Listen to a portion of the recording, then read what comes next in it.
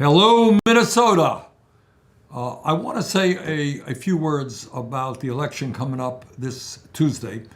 And let me start off with some very bad news. Donald Trump is the president of the United States. That's pretty bad. I think, as all of you know, he is an authoritarian, doesn't believe in the Constitution or the rule of law. He's a kleptocrat. He's made billions of dollars in wealth for his family since he's been president. He is a narcissist. This guy had his way. I suspect he'd want half the buildings in America named after him. He lies every single day. He is at war with the working families of our country. Massive tax breaks for the rich, threw 15 million people off the health care that they had. And he has gotten us into this terrible, terrible war in Iran, which is, by the way, illegal and unconstitutional. That's the bad news, though. Here is the good news. The good news is that we as progressives are winning elections all across this country. We have won elections in New York, in New Jersey, in Colorado, California, in Washington, D.C., Seattle, Washington, in Ohio, in Montana, and a number of other places. And as I think most of you know, just the other day in Michigan, the progressive movement won 2 congressional elections and the Democratic nomination for U.S. Senate with Dr. Abdul El Sayed. Okay, tremendous winnings, 3 in a row in Michigan. So why are we winning elections? And I think the answer is obvious. People are sick and tired of status quo politics and establishment politics and establishment policies. They understand all across this country, in Vermont, Minnesota, Michigan, everywhere.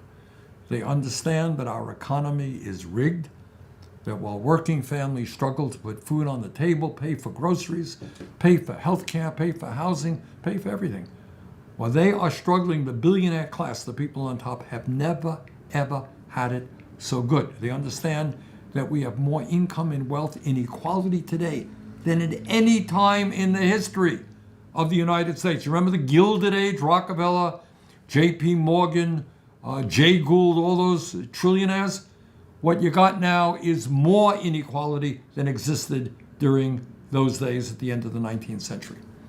And the American people also understand that we have a corrupt campaign finance system which is allowing billionaires and their super PACs to buy elections.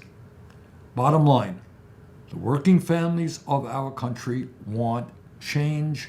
They want real change.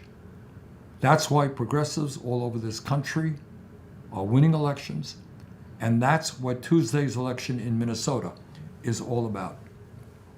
Peggy Flanagan understands that we have a corrupt campaign finance system, and she knows that very well because she is experiencing it right now. Billionaires and their super PACs are spending a record amount of money against her in this election, somewhere around $20 million in the state of Minnesota. And if you can believe it, Peggy is being outspent 7-1 in outside spending. You know, what Peggy believes and what I believe, we believe in democracy.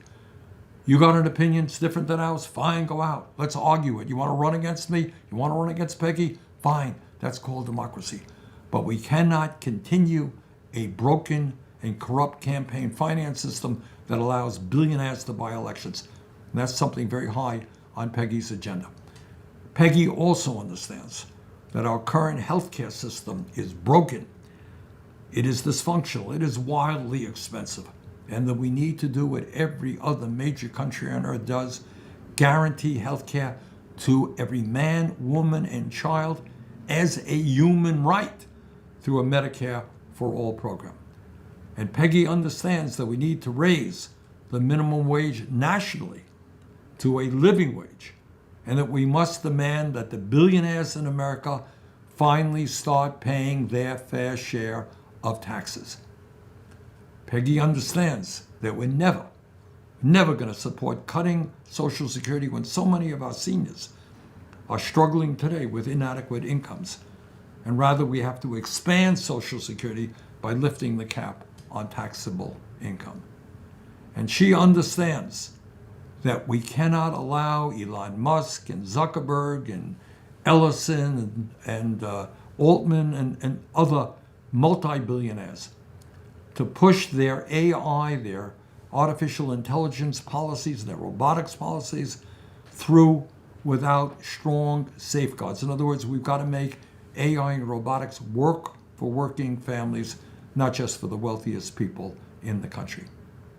And unlike the President of the United States, Peggy understands that climate change is not a hoax, but that it is real, and that we can create millions of good-paying jobs transitioning away from fossil fuels and toward energy efficiency and sustainable energy. Bottom line, as all of you know, what Peggy is fighting for, what I am fighting for, what all of us are fighting for, is a government that represents all of us, not just the 1%. But in order to make that happen, we need Peggy in the United States Senate.